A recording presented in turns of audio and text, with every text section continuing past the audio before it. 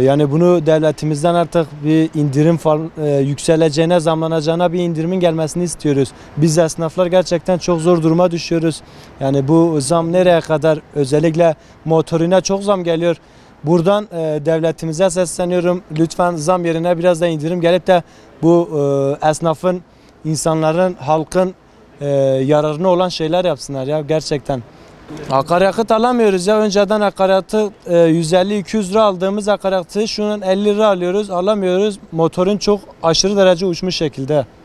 Yani bu çok bizim için, çok esnaflar için, halk için, insanlar için bu çok zor durumda olan bir şey, bir durum. Yani biz çok zor duruma düşmüşüz şu an. Vallahi hiç memnun değiliz. Nereye kadar böyle devam edecek biz de bilmiyoruz. Vallahi şu anda zaten hayat şartları da zorlaştı.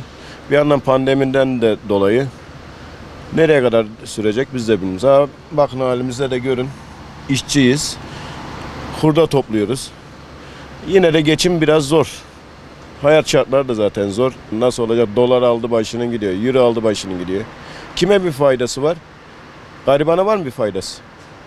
Zenginler faydalanıyor. Garibanlar faydalanmıyor. 30 liralık alabildim.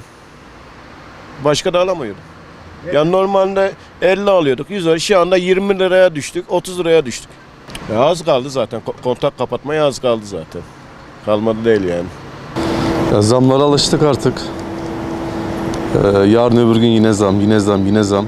Nereye kadar böyle gidecek? İnsanlar nereye kadar dayanacak? Açıkçası bir öngörüm yok, bir fikrim yok ama çok memnun değiliz. Fiyatlar çok yüksek. Sadece akaryakıt değil, her anlamda. Memnun değiliz ama şu an için yapacak bir şeyimiz de yok. Bir depoda yaklaşık dünden bugün herhalde 25-30 TL fark etti.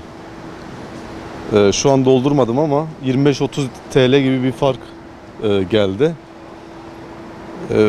Çok fazla, çok yüksek. Ya yetkililer en azından bunlar yani bizim hayatımızın vazgeçilmezi olan tüketim malzemelerine belki KDV oranını düşürebilir. Bu gıdada olabilir, petrolde, akaryakıtta olabilir. En azından onlarda bir KDV indirimi vesaire bunlar uygulanabilir. Daha önce 300-250'ye yapılıyordu, şimdi 400'e yapılamıyor bile araç. Yani bu işe bir el atmaları lazım. Gerçekten çok yüksek geliyor. Yani insanlar binecek gibi değil yani. Ben iş yapmasam binmem yani bu aracı. Vallahi ben söyleyecek bir sözüm yoksa da çok aşırı bir yüksek. Yani bunun bir el atmaları lazım yetkililerin. Bunu diyorum sadece. 30 liralık mazot alıyorum. Ne kadarlık aldınız efendim? 30. 30 liralık mazot alıyorum. Neden? Yok yetişmiyor yani. Yaptığım işten karşılamıyor yani.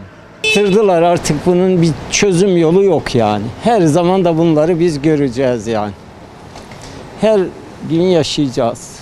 Vallahi hiç full ettiğimizi hatırlayamıyoruz ki.